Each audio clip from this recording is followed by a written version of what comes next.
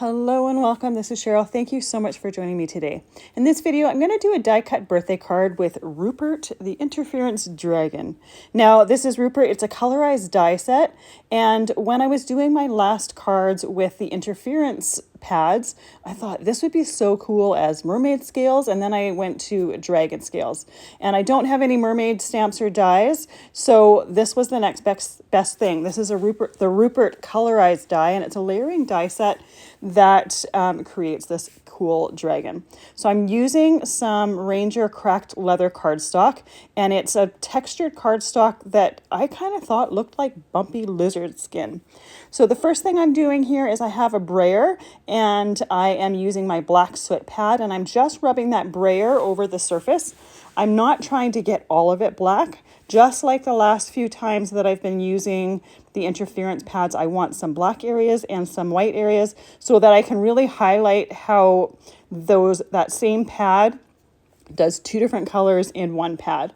And I will be going in after I have these pieces die cut and adding more black on areas and different layers that I want to be more one color than the other. This colorized die set is perfect for cardstock pieces where you pick and choose different colors or different shades of the same color. But because I'm not doing that, and because I'm using this cracked leather cardstock for pretty much the entire thing, I want to make sure that I can differentiate between the layers. By putting this colorized die set together, you get a lot of dimension, but you want to be able to see that dimension. Now, these pieces of cardstock are cut to 4 1/4 by 5 1/2, and you can see the base layer of Rupert doesn't quite fit on this piece of cardstock. So I looked at the front cover of the die set and chose an area that was not going to be visible on the front of the dragon and had that going over the edge. It almost fits, but just not quite. So any of the areas that are going to be seen are going to be cut out properly. The ones that are not going to be seen are going to be not cut out properly, and that's just basically the top of his neck. Now I'm going to create two different dragons here. For the one, I'm going to use those interference pads, and for the second one, I'm going to use Simon Hurley Solar Paste. Now, Simon Hurley Solar Paste works very similar to these pads. They come in a few different colors, and it shows up differently on light cardstock than it does on dark cardstock. But the difference between the pads and the Solar Paste is the Solar Paste has just one color. So you'll see more of if you choose the blue one, more of the blue on the dark black cardstock, and it'll just be more of an opalescent with a blue shimmer on the light pieces. So I wanted to show this same technique with a couple different things to show that you don't necessarily need one product for this. You can use other ones.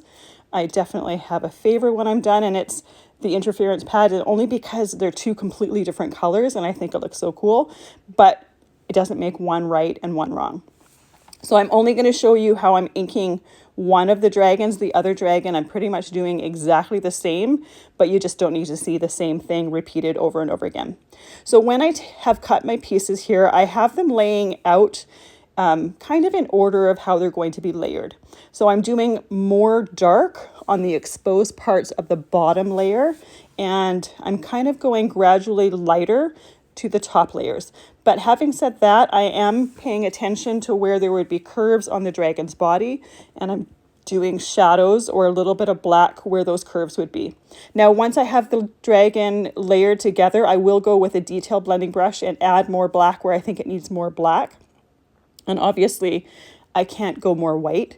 So you don't want to over ink at this stage. Better to under ink and then need to touch it up once it's glued together. I'm using some Barely Art glue to glue it together, and I have a nice fine tip bottle here. I can get into all the nooks and crannies, and I love using liquid glue for this because you can shimmy it in place and make sure it's placed properly. Now, there are a few pieces that I haven't die cut yet. There are a few scale pieces that I didn't really think needed to be done out of this cracked leather cardstock, but I wanted to wait until I had the ink or the paste on it before picking my cardstock colors for that. And then I haven't die cut the pieces for the eyes. Same reason, I wanted to just double check how these looked when they were done, and then possibly choose colors from there to see what was going to look best with it.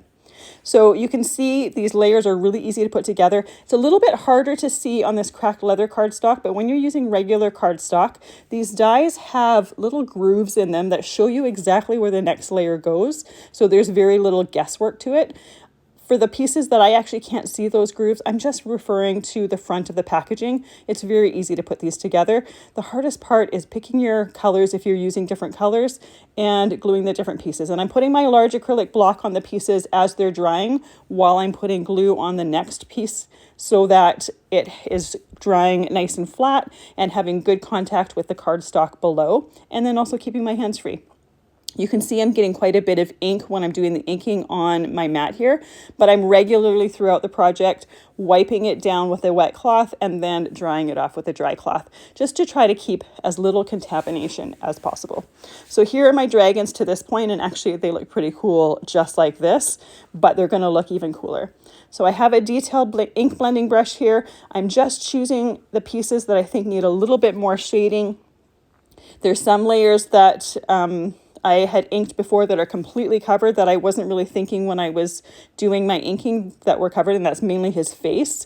The middle layer is completely covered, so I did want to go around and put a little bit more shading around there. And then there's one little tiny piece that is one of his feet, his hind foot, that I didn't know what that piece went to until I started inking. So what I'm going to end up doing is gluing it, or I think I already did it. I've got something covering it right now. I glued it to the bottom of the dragon. Yeah, I did. And then I just inked that piece while it was glued down. You could do all of this inking before it's glued down or after it's glued down, but I find being able to ink in between or the layers before gluing them together, you just get a little bit more detail and you don't get any white halos. So we're doing the interference pad here on the one dragon, and you can only really see the green, but once I'm done, I'll lift it up and show you in the light, and you get little glimpses of that purple interference on the darker parts of that cardstock. And obviously this dragon would work in any of the interference pad colors. I chose one that had some green. I've noticed when I looked at my collection of these interference pads, and I don't have every single one yet, I have a feeling I will at some point, I tend to go for the blues, pinks, and purples. There's very few that I have that don't follow that, so I tried to choose a pad that wasn't all of those, and I thought this green with the purple would be perfect. So now for the Simon Hurley paste, I am using the blue and the green. So I'm doing most of the body in the green and then going back and doing the blue where the darker cardstock is. So the green one is called Crocodile Tears and the blue one is called Beluga. And I'm just using my fingers to put them on. You could use a brush if you want, but then you're going to have to make sure to clean that brush out pretty quick. This stuff cleans off easily off my mat. However, I've never used it with a brush and let it sit in the brush, so I think it would wash out of a brush, but I don't 100% know if it would. Easy enough to use your fingers. You have a lot of control that way, as well as the fact that it washes right off your hand super easy and washes off the mat super easy. The only thing with that paste is it's a little bit sticky as it gets a little bit dry, but that's not really that huge of an issue. So the scales that I wanted to add, the layer that I hadn't die cut yet, I'm able now to pick the color that I want. The only thing is obviously cardstock is flat, and I didn't want to have one area of die cuts or one layer of die cuts that were totally flat and didn't have the iridescence to them. So I took the ink pad as well as the paste, and I just went over that little cardstock scrap in order to add that interference or that shimmer to it so it didn't look out of place on the dragon. Super easy to do, and both the ink pad as well as the paste dry really, really quickly. They dry really in minutes, so I'm not waiting a long time for it to dry. So to wait until this point to do it, it didn't hold anything up. Now, when it comes to doing the eyes and then the eyebrows and then the little toes, this is the part of putting these together that I don't necessarily love. However, it's part of putting these together that makes their character and their uniqueness and their coolness come alive. So it's definitely not a step to skip. However, when it comes to those eyes, there is one die that is teeny tiny little black dots for his pupils. and I don't use that die. I have a little cheat for that, and I'm going to get to that in just a minute. It's just a little bit easier. It's a way that you can have a little bit more control with that little black dot, as well as give it a little bit dimension. But we're going to put these two little pieces here. These are for on the toes to give him toenails. We're going to put these pieces down, and I realized that I put the yellow down before I put the cream down, so I'm fixing it right away. For these tiny, tiny pieces, I highly recommend a pair of tweezers. I have reverse tweezers here, so you have to squeeze the handle in order to release the piece. These are perfect for this because if by chance my fingers fumble, and I do that a lot because I'm a little bit klutzy, and I drop my piece here, that tweezer is still going to have the piece holding onto it. So it's really easy to put the piece down. I usually use my other hand to just hold an area of that piece down and then release it with the tweezers. It gives you more area to be able to put that glue down, as well as I find you don't get your hand all gluey by doing it. So I just pointed out those two pieces here, or those two little black dots. I like to use black enamel accents. These are from Ranger. They come in a package with black and white. And just to put those two little dots in his eyes, and then you need to let it completely dry. Because those dots are fairly tiny, you don't really need to wait a long time. I ended up waiting a couple hours because I was in the middle of doing other stuff. But once it's completely dry, I want some shine on those eyes, so I'm putting some glossy accents on there. And then I'm going to let that completely dry as well. I don't want to go to the next step of my card with those eyes wet, because right back to the klutz thing, if those eyes are wet and I am still in my craft room, that is the first place I'm going to lay something else on. So I like to do those pieces and then leave my craft room and do something else. Now I thought these guys would look really cute holding something. So I'm going to do one as a Valentine and one as a birthday card. I have a Spellbinders die set here. It's called Seasonal Decor, and it has all sorts of little things for decor throughout the year. So you can personalize a lot of different die sets or different cards or different things with these little bits and pieces. Now this heart has 2 layers to it. I just used the base layer for it. I didn't necessarily want the front part of it, but I am using a different interference pad. This one is pink champagne. So it has a little bit of green on the outside on top of the dark, and then pink in the center. And I thought the green on the outside around with the dark would tie in to the green on the dragon. While I let that dry, I am working on the birthday gift. Now I chose the same blue cardstock or periwinkle cardstock that I used for the scales for the gift part. And then I have some white die cut pieces that are the bow and the ribbon tying it. I did use my detail blending brush to put a little bit of black on those areas so that I have both the interference on the light as well as the dark cardstock for this. Might as well add to it. But for this one, for that present, I used the pink one, which is called Cross My Heart. It does exactly the same thing as the blue and the green. It looks slightly different on the dark than it does on the light. And it looks more pink on the dark, and then just an opalescent with a bit of a pink tone on the light part. But it's a nice way to add a little bit of shimmer to it. I didn't put it on the actual gift part, just the ribbon. The one thing I did omit from the gift is there is actually a lid to this box. There's a die to do a lid to this box, and I didn't think it was that necessary. So you'll see when I was gluing the ribbons down, the ones that go around the box are a little bit too long on the back, but the bow completely covers that. If that bothers you, you can always trim it off, or you can die cut the top of the box. But I think most people are going to focus on the dragon and not really pay much attention to the details on the box. So I didn't think that detail was totally necessary. So I glued those to his hands and then put the acrylic block on there to hold it in place while that was drying. Before I go to assemble my card, I have my layers cut for my card, but I want to tie in the mat that's going to go around the white piece with the interference on the card. So I have some black cardstock here, and I'm just inking it with the interference pad. For the second card, I will ink it with one of the Simon Hurley Solar Paste, and I only need to do this for the outside, like 1/4 of an inch. The white piece is going to completely cover the center part, so there's no point in wasting any ink or any time doing the center part of it, and it just inks a whole lot quicker by doing this.